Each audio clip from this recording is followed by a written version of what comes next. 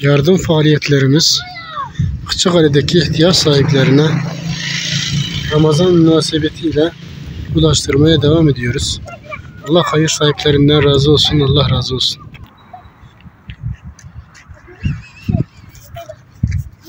Selamun Aleyküm.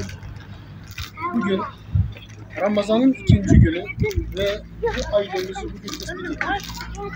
Bu ailemiz 3 tane çocuğuyla birlikte babaları kalıyor ve durum vaziyetini videoda size göstereceğiz. Burada kalmaktadırlar.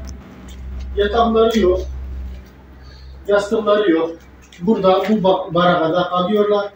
Siz değerli hayır sahiplerinden bu Ramazan ikliminde, rahmet ikliminde sizden bu konuda bu ailemize yardım etmenizi talep ediyoruz.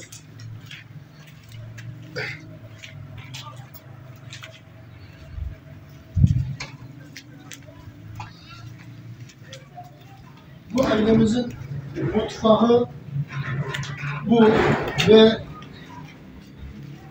kendi çocuklarına bu malzemeden çocuklarına yemeklerini, ihtiyaçlarını karşılamaya çalışmaktadır.